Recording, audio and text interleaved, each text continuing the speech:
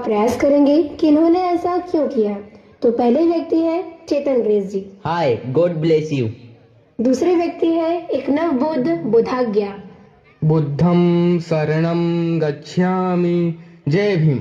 और इस स्थान पर है सपना जी, जो आदिल नामक युवक से प्रेम करती हैं और उनसे निकाह करना चाहती हैं, जिसके लिए इन्होंने इस्लाम धर्म अपनाने का विचार किया है। नमस्कार। और आखिर में है एक नास्तिक संग्राम जी।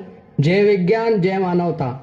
अंत में भाई एवं बहनों, मैं भी अपना परिचय देना चाहूंगी। मैं हूँ सनातन धर्म की एक सेवक, जो कभी कभी इस बात से अचंभित रह जाती है कि हमारा कितनी तीव्रता के साथ पतन हो रहा है, संख्या के मायनों में भी और क्षेत्रफल के हिसाब से भी। कभी हमारा सनातन धर्म अफगानिस्तान से लेकर थाईलैंड वर्मा तक फैला था, परंतु आज हम केवल भारत तथा नेपाल तक ही सिमट कर रह गए हैं। इसका क्या कारण है? क्यों हमारे हिंदू भाई बहन हमारे धर्म को छोड़ देते हैं? तो चलिए पता करते हैं। चेतन ग्रेस जी, आपने हिंदू धर्म कब और क्यों छोड़ा? Good question. बात 2019 की है। कोरोना की खतरनाक लहर का समय था। मेरे परिवार में मेरी माँ, पिताजी और भाई को कोरोना हो गया। सभी की हालत गंभीर हो गई। मैं अपने पड़ोसियों के पास गया। उन्होंने भी डर के कारण मेरी किसी भी प्रकार की सहायता करने से मना कर दिया। फिर मेरे घर से 10 घर दूर एक सिस्टर नर्स का घर था। उन्हें हमारे घर की हालत पता हुई।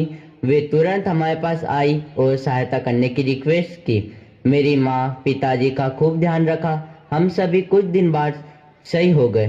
फिर एक दिन वे सिस्टर हमारे पास आई और कहने लगी, देखो, हमारे यीशु ने तुम्हारे परिवार की जान बचा ली। तुम्हारे लोग और तुम्हारे गॉड ने तो कुछ नहीं किया। उन सिस्टर की बातों का माँ, पिताजी पर बहुत असर हुआ और उन्होंने ईसाई धर्म अपना लिया। भाई साहब, इतनी छोटी बात के लिए आपने अपना प्यारा सनातन धर्म छोड़ दिया? यह आपके लिए छोटी बात होगी, पर हमारे लिए जीवन और मरण का विषय था।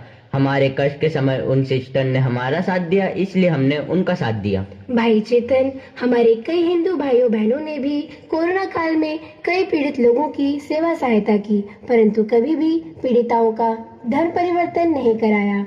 कई दूसरे धर्म वाले लोग ऐसे डॉक्टरों, ऐसे नर्सों की सेवा सहायता से ठीक हुए जो हिंदू थे। ओके, सही कहा आपने। मैं समझाऊंगा अपने माँ और पिताजी को।